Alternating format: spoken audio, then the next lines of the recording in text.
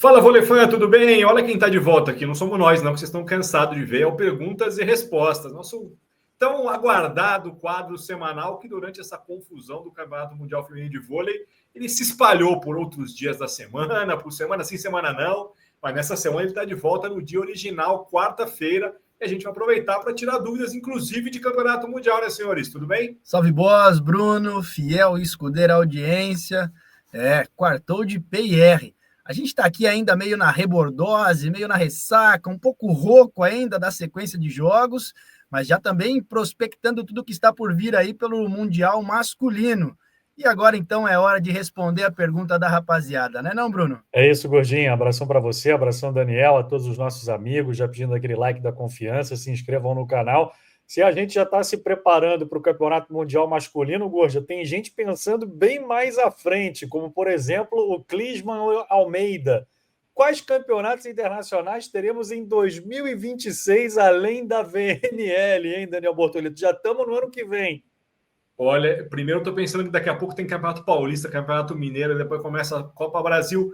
Mas 2026, por conta da reformulação do calendário, virou um ano importante para a classificação olímpica. Ano de campeonatos continentais, ou seja, Campeonato Sul-Americano, Campeonato Europeu, Campeonato Asiático, e já garantindo vaga aos campeões para Los Angeles 2028. Então, se você achava que 2026 seria um ano mais tranquilo, não. Ela é importante para seleções que já podem se classificar com 2 anos de antecipação para os Jogos Olímpicos. Então, vai ser para muita gente a prioridade. No nosso lado aqui, um campeonato sul-americano que, com o Brasil jogando com força máxima, ou quase isso, é muito mais acessível do que pensar em Itália, Turquia, Sérvia, Polônia se degladiando um campeonato europeu. Mas é isso. 2026, ano de VNL e campeonatos continentais valendo vaga olímpica. Começamos avançando no tempo e agora vamos voltar um pouquinho aqui na nossa timeline com a pergunta do Vladimir Batista. Com o fim do Pan Júnior e do Mundial Sub-21, como foram as nossas levantadoras? Alguma esperança para acharmos as substitutas de Macris e Roberta? Vou passar essa pergunta para o Gurdinha, né, que trabalhou pra caramba, principalmente no Pan Júnior, né, Gurdinha? As duas levantadoras do Pan Júnior se destacaram, tá, cara? Maria Clara, que é da classe 2003, tem 1,75 m, vai jogar no Tijuca, inclusive vai disputar a titularidade com a porto-riquenha Jennifer Nogueiras, que esteve agora no Mundial. E também a Heloise, que vai jogar sua terceira temporada lá em Georgia Tech. Ela é da classe 2004, tem 1,80 m, tem muita personalidade, inclusive foi eleita a melhor levantadora do Panzinho, do Pan Júnior.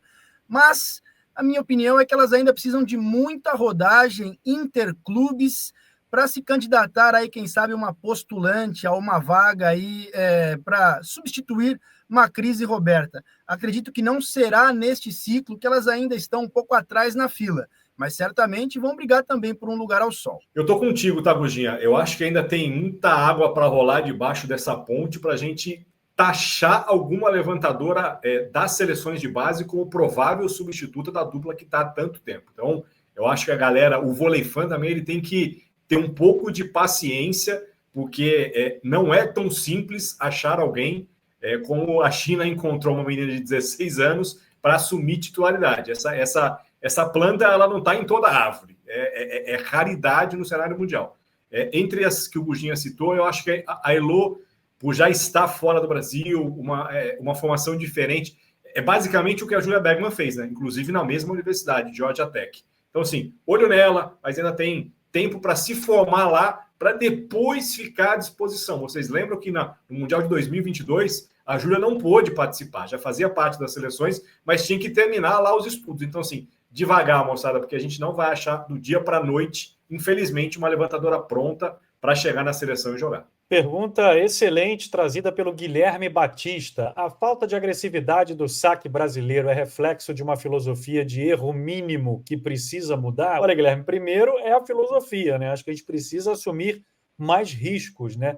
O Nicola Negro fez uma análise muito boa, né? Desmistificando essa coisa do quem ganha quem erra menos, né? Isso é uma coisa que vem mudando e os números comprovam isso, né? Então, por que não correr um pouco mais de risco no serviço, né? No Campeonato Mundial, a gente viu o que aconteceu no jogo da primeira fase contra a França, quando o Brasil se limitou a apenas passar a bola para o lado de lá, e no primeiro set contra a República Dominicana. E isso que eu estou falando só da postura, né? Não estou falando nem dos erros no fundamento. É realmente o nosso fundamento mais precário, e não estamos falando em seleção brasileira apenas, nem no naipe masculino, nem no naipe feminino.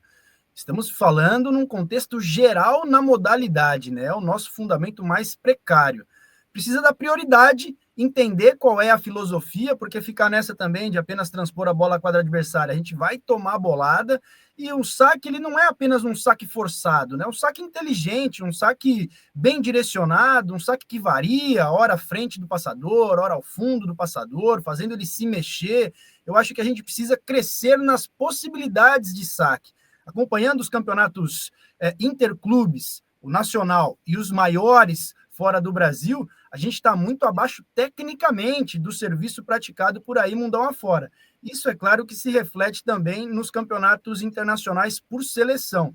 Então eu acho que a gente tem que reajustar as velas aí para aproveitar os novos ventos, entender que os tempos mudaram e que se a gente não for agressivo e inteligente no serviço, a gente vai pouco agredir a linha receptiva adversária.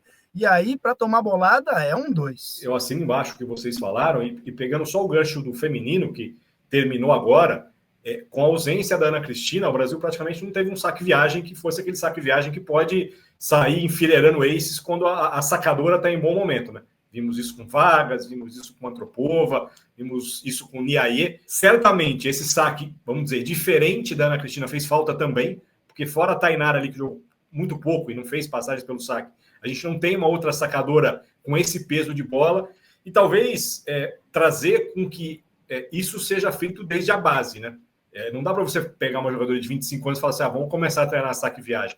Acho que já passou, né? Você tem que vir construindo um movimento, uma aprendizagem, para quando você chegar na hora H, também você o Gurgia não ter que imitar a gralha lá, do outro lado. Então, eu acho que isso vem de um processo que começa na base, mas a gente vai ver muito mais adiante, porque me parece que a gente sequer tem características nas nossas principais jogadoras para que um saque assim, por exemplo, seja tão eficiente. Não é assim tão difícil, tá, cara? Um atleta que ataca atrás da zona de ataque, ou seja, atrás dos 3 metros, você vai lançando a bola progressivo, ora nos 3 metros, ora 4 metros, ora 5 metros, 6 metros você já está sacando, sacou? Então eu acho que basta um pouco também ali daquele incentivo dos treinadores para que a gente passe a ter também mais esse leque de um saque-viagem, de um saque um pouco mais agressivo para além do flutuante direcionado. Agora a pergunta de $1 milhão.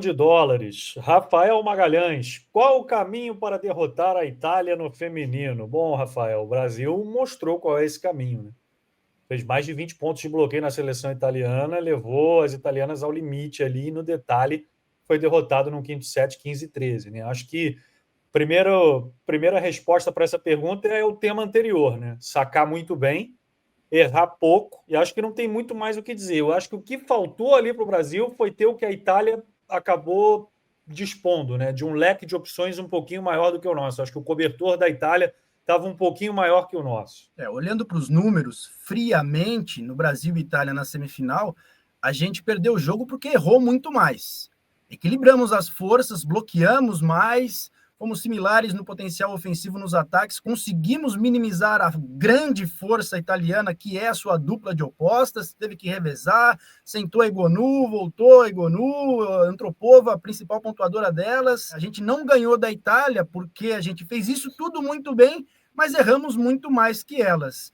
E aí acabou escapando pelas nossas mãos uma vitória que nos botaria numa final de campeonato mundial, mas a gente mostrou qual é o caminho. E elas também mostraram que são vulneráveis se o jogo for muito bem estudado e marcado. Eu pego a reta final do comentário do Guja, o jogo foi muito bem estudado pelo Brasil. Quando se perde, é lógico, e se perde numa semifinal de campeonato mundial, desperdiçando uma oportunidade de estar numa decisão, os comentários sempre, na maioria da esmagadora das vezes, são de terra arrasada, o Zé Roberto não presta. Mas, assim, se a gente parar para pensar, o Brasil tinha um plano com essa Itália.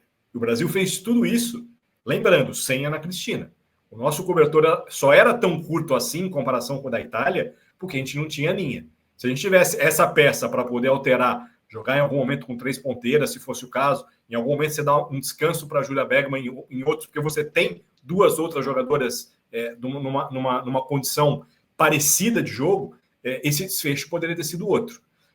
O que a Itália tem de diferente é uma inversão poderosíssima. Você tem que eliminar 2 times da Itália para ganhar. O Brasil eliminou a Egonu no início, não conseguiu minimizar tanto a Antropova na metade do jogo, mas ela acabou saindo para a volta da Egonu. Então, assim, você tem que ajustar muita coisa quando você troca, quando o time adversário troca uma peça como essa. Muda a marcação de bloqueio, muda a forma de atacar, muda a forma de sacar. Então, assim, os ajustes do Brasil, eles acabaram sendo feitos. E, na medida do possível, a gente esteve muito perto de ganhar da Itália. Então, assim, eu acho que o caminho, hoje, ele está mais claro. A Turquia também chegou perto. Levou para o tie-break, e o tie-break não foi tão equilibrado assim, por conta do quê? De uma inversão do 5-1. O jogo estava ali 8-8, 9-8 no tie-break, entrou o Antropova, o jogo acabou 15-8. Então, assim, o mundo já conhece essa formação. Eu acho que com o tempo vai ser um pouco mais fácil, entre aspas, você minimizar essas 2 potências que são as 2 opostas italianas no momento. Para a gente fechar, questionamento do Luiz Carlos Furucho. Seria possível adaptar o Clube Itália no Brasil? Aí a gente já começa a discutir base, né? E aí eu vejo como o único caminho CBV e clubes atuando junto, né? Aí qual é o clube que vai querer ceder a sua jovem prodígio para a gente formar um time muito bom só com jovens jogadoras? Quem é que vai patrocinar essa equipe, né? Tem muita coisa que precisa ser conversada e ajustada. Por isso que é muito difícil a gente ter um Clube Brasil aqui, né? O que mais se assemelha é o que faz o Zé Roberto, né, cara? Só que ele não tem nada a ver com a Confederação Brasileira. Ele é o mentor, ele é quem capta recursos, faz isso na base, e acho que o time principal já não tem mais tanto essa filosofia. Ainda tem atletas oriundas das categorias de base dele, mas tem contratações pontuais, né? Eu vejo como possibilidade, de repente, a gente pegar a seleção sub-21 e botar essa seleção sub-21 para disputar o calendário nacional de clubes e não só o calendário internacional, competições com a seleção, este time ser bancado pela Confederação Brasileira e, sei lá, de repente, começar jogando a Superliga C, fazer todos os steps da Superliga C, ascender a Superliga B e ganhar cancha, e se tiver capacidade e resultado para da Superliga B ascender a Superliga A, eu acho que seria um caminho bacana para a gente dar rodagem a essas atletas que já estão aí figurando num cenário internacional na base, mas tem pouca oportunidade nos times adultos, né, cara? Quais são as atletas que disputaram o campeonato mundial que são titulares em um clube? A Helena ainda não foi, sacou? Estamos falando da principal e que não foi titular a temporada toda, na última temporada de clubes. Então, acho que, ao meu ver, para a gente fazer algo similar, seria pegar uma seleção brasileira de base e botar essa seleção para jogar o circuito, o calendário nacional de clubes. Eu acho muito bonito, mas acho muito difícil de acontecer, tá, senhores?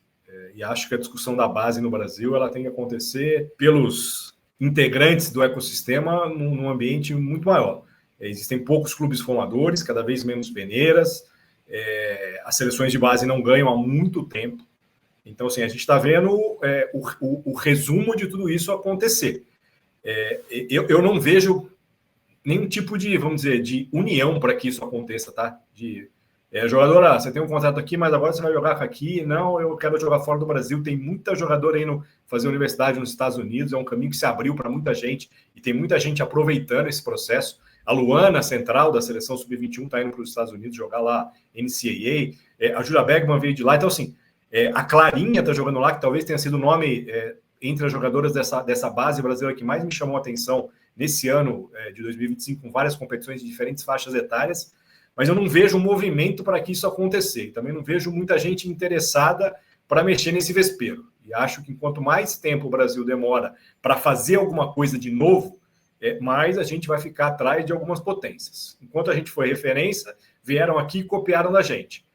A gente já passou da hora de olhar o que tem de bom lá e tentar adaptar para a nossa situação. Eu acho que trazer alguma coisa igual e tentar repetir aqui, eu não sei se vai ser o caminho ideal. Mas eu acho que está na hora de alguma coisa diferente ser feita. Porque do jeito que está, não está bacana, não. Muito bem, com essa reflexão a gente chega ao fim de mais um Perguntas e Respostas. Já sabe que até seu nome grandão, sua pergunta respondida aqui no quadro. Deixe nos comentários desse vídeo a sua pergunta. Quem sabe ela não aparece aqui no próximo episódio. Valeu, Gurja. Valeu, Daniel. Um abração para vocês e ótima semana. Valeu, Bruno. Boas audiência. Não se esqueçam do like. Estamos aqui, aguardando a sua pergunta para responder na próxima edição. Forte abraço. Valeu, moçada. A gente agradece mais uma vez pela audiência. Boa semana e a gente se vê. Aquele abraço.